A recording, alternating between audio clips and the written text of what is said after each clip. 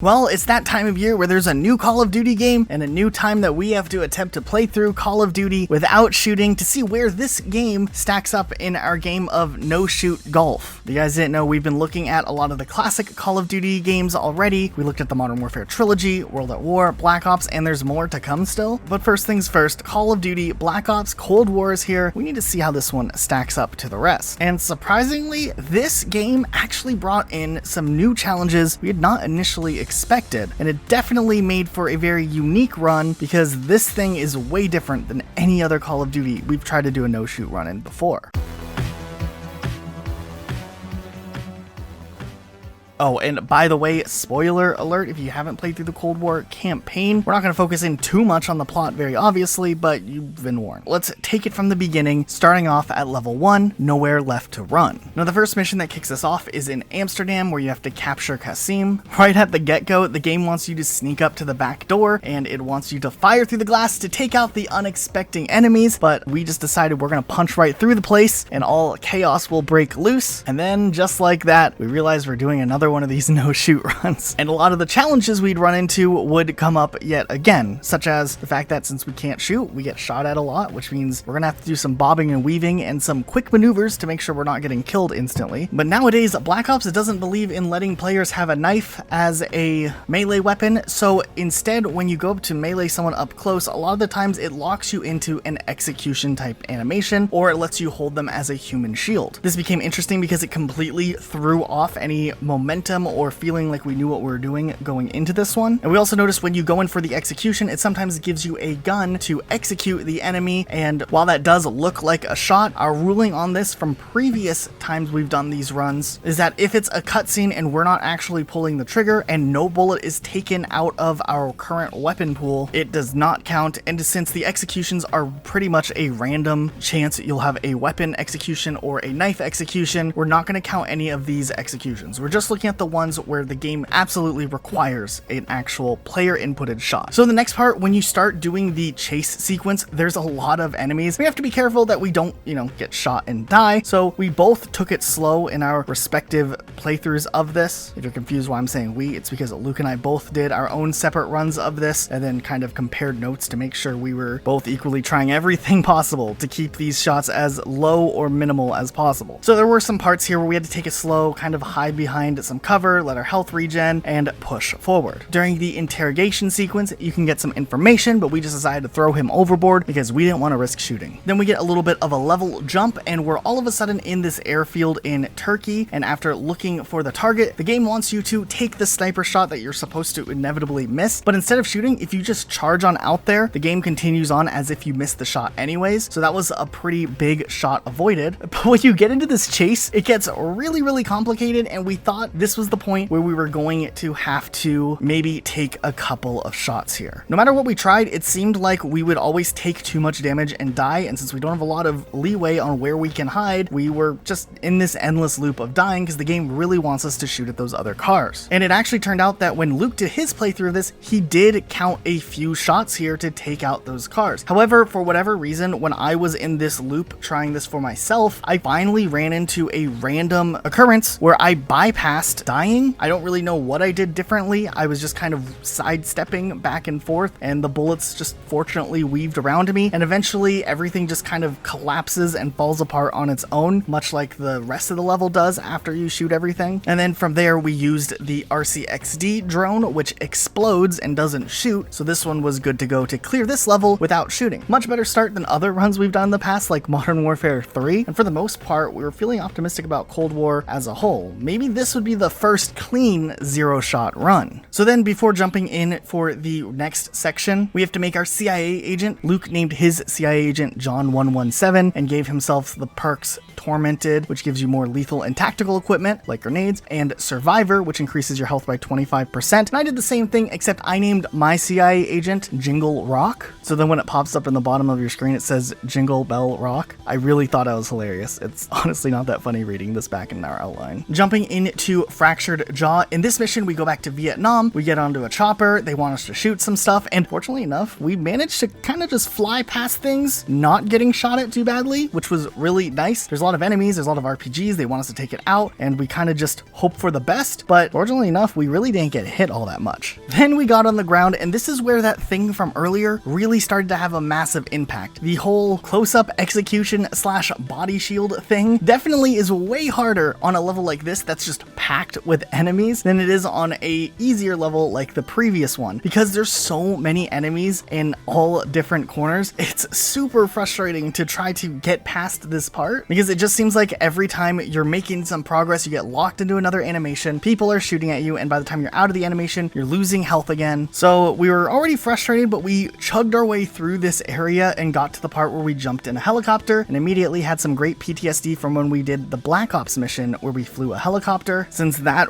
one level single-handedly racked up so many shots that were required to continue on in the campaign. And when things first started off, it was actually going pretty smoothly. We were just flying around, looking at the sights, not really getting too involved in anything. An enemy chopper appears, which was terrifying, but actually if you just fly ahead and figure it out, you can bypass pretty much everything that's required till you get to the end. And boy, was that a buzzkill when we got to the end section of this level. So when we get to the hill, there's a bunch of objectives you're supposed to take out. This was really frustrating because we couldn't fly our helicopters low enough to try to ram anything, and it never seemed like we were able to make the enemies shoot past us at the other enemies because of the elevation stuff going on. So we had to carefully and tactically take out each of these points, counting each shot to make sure we weren't using any extras. And a lot of them took at least 1 or 2 shots to take them out, but after both of us trying multiple times, we're able to clear the flying part of the helicopter in just 12 shots, which, oh, that was so frustrating to just be on such a good starting streak and then just get hit with a 12 right here. But if you look at the grand scheme of things, this isn't that bad compared to something like Modern Warfare 3, and this game could still be vying for a second place shot count if it can get a better pace after this monstrosity of a level. But things get worse when your helicopter crashes and you're in the sequence where you're in the helicopter turret and you have to shoot at the enemies. This was so frustrating. My first time here, I racked up an extra 15 shots, and in this case, you just count the bursts on the helicopter machine guns, similar to what we had to follow in the Modern Warfare 3 rule, because it's really hard to gauge exact number of bullets when you're in something like this. So we just tap the trigger and that burst counts as 1 shot. Fortunately enough though, I spent well over an hour and a half trying to reset this over and over again to get this down to as few shots as possible, and somehow I had a run where I was able to clear this area in just 3 shots. For whatever reason, in those 3 bursts I did, it cleared a couple of key enemies, and my NPC AIs just pulled out their pistol and finished off the rest of them. So that was cool and may have saved this run altogether because of some weird oddity like that. So in total, our shot counter is up to 15, but we're pretty optimistic for the rest of this. Jumping into Brick in the Wall, this is a stealth level, which is generally a good sign for these types of runs. Though we did remember from our first casual playthrough, there were a few points where we kind of were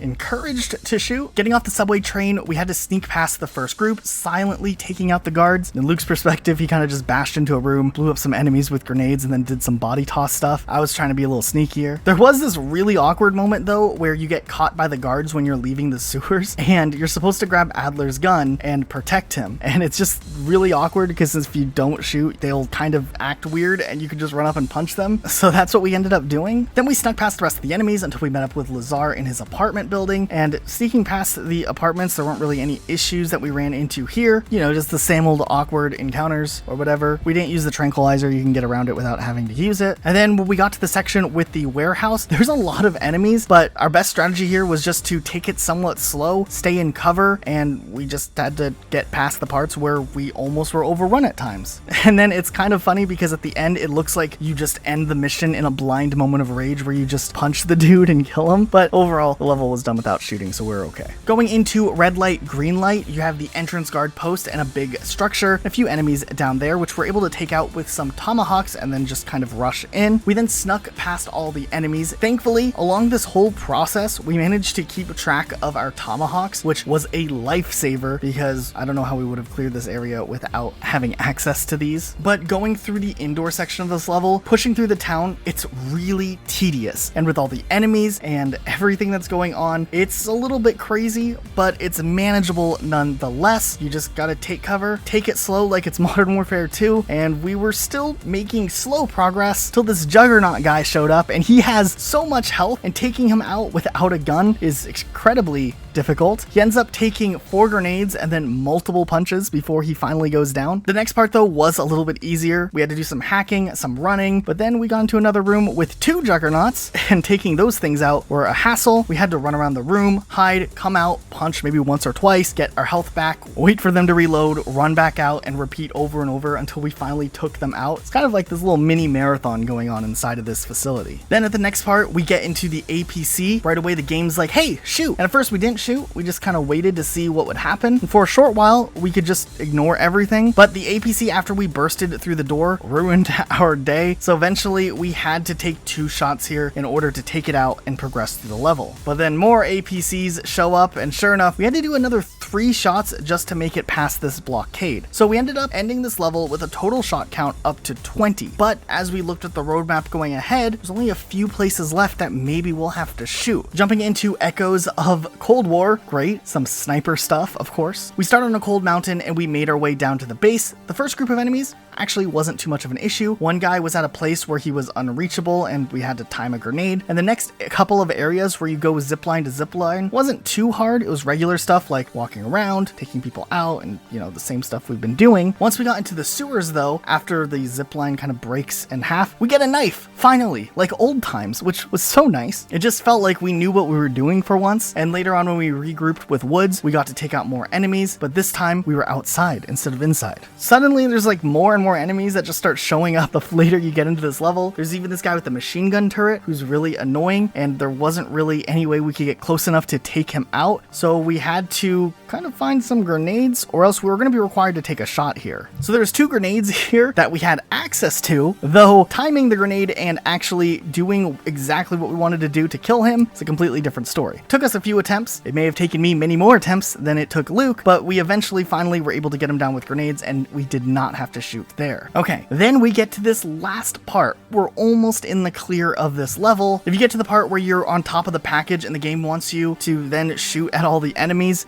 for this run, we didn't want to shoot, but it turned out we kept failing the mission because the mainframe ended up taking too much damage. We were trying really hard and we kept failing over and over again, but it was feeling like we were getting close. So we kept trying, and we decided to use a grenade that we had and try to throw our flashbangs to stop the enemies from shooting. And eventually we had a lucky run each where we're able to pull ourselves out of that and clear this level without any more shots. So we're still at only 20 shots at this point, moving into the desperate measures level. Now in this level, we are in the KGB headquarters, and early on, there wasn't anything to shoot anyways, so we just kind of snuck around, did our thing. We later met up with Adler. We go into the elevator with Zakayev. Wait, Zakayev showed up? Huh, this is going to completely throw off my headcanon on how the Call of Duty campaigns are connected historically. There was 2 different approaches here. I just talked to Zakayev and he left me alone. Luke, on the other hand, did it a different way. Getting into the bunker area, there's a ton of tight hallways with a ton of enemies, so it took a little while to go through it, but we did get past this section until we got to the area where we had to download the data. We had those great moments to when we had to do this on a state in Modern Warfare 2. The enemies eventually do make their way through the door, so we kind of just, use grenades to survive, place some mines here and there, and it was hectic. We had to keep backing up to get health where we could, but after fighting some of the enemies, we eventually got back to the elevator, put on that Juggernaut gear, and escaped the building. The rest of the level wasn't too hard, and we did it without any shots. Okay, so there are 2 side missions that you can do, but they're completely optional, so it made more sense for me to skip over them, but Luke decided to play them anyways just to see. I think Luke really wanted me to talk about it just because he had a lot of fun running over the people with the snowmobile, so there you go.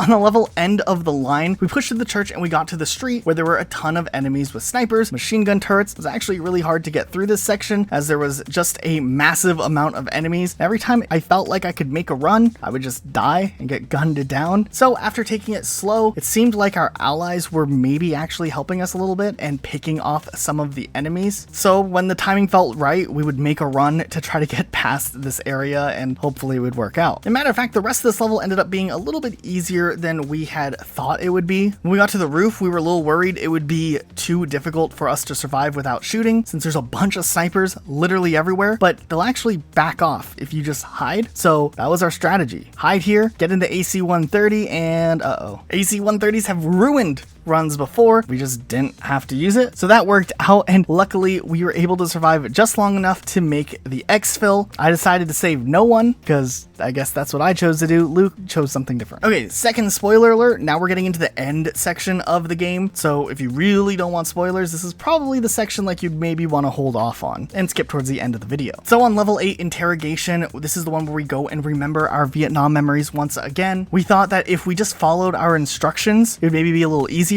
So we went with that first, because honestly, who actually listens to all of the instructions on their first playthrough? For the most part, we were either able to sneak past the enemies or just punch our way through the whole thing without too many issues, but it did take a while, since even if you follow all the instructions, you still have to go through this thing 4 different times, and there's, you know, the 4 different variations until we got to the end, but so far no shots fired. Once it was revealed we'd been brainwashed and our memories implanted, we had to make the decision if we wanted to lie or tell the truth about where Perseus is hiding, and one ending could potentially force us to shoot, while another ending could allow us just to breeze through. So we both decided we were going to run both pathways and take the one with less shots and count that to the score. Going with the lying about Perseus location, we could either do it 2 ways. One way where we tell the lie and we warn Perseus and we have this huge all-out war. It's a little chaotic because the game kind of wants you just to pick off the main characters as you go through it, but instead we just ran up and, you know, just kind of punched our way through everything and then had the interaction with Adler at the end. I do think it's interesting we managed to play through this with minimum shots, but we get the satisfaction of launching a nuke. So that's neat. We could also argue that there's a third ending if we just don't contact Perseus, and that would be the fastest way to end it and not have to take any more shots. But for the sake of curiosity, getting the other ending where we tell the truth, actually, you can clear this level without shooting as well. It's definitely more frustrating. There's a ton of enemies and great juggernauts and a timed section, so not as fun as the other one, but nonetheless, we were able to get past this part. However, there is that one post-credits scene, and it's left pretty ambiguous, but it looks like we're potentially required to shoot in the cutscene before it cuts to black, but we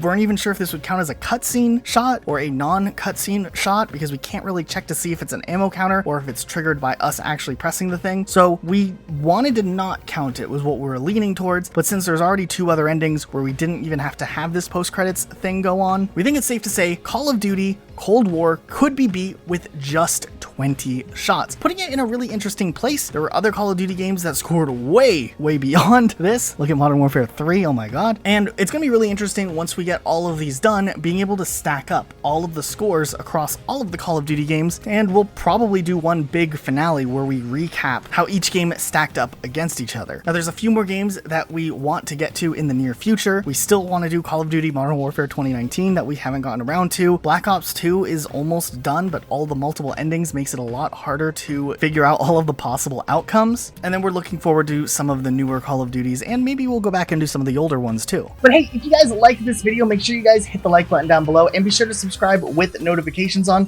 for more videos like this. We sometimes try to do good videos. And also make sure to follow us on Twitter at Rocket Elijah. You can follow him over here, and at Rocket Sloth Luke. You can follow me. So make sure you follow both of us there. And thanks for watching our videos. We'll see you next time.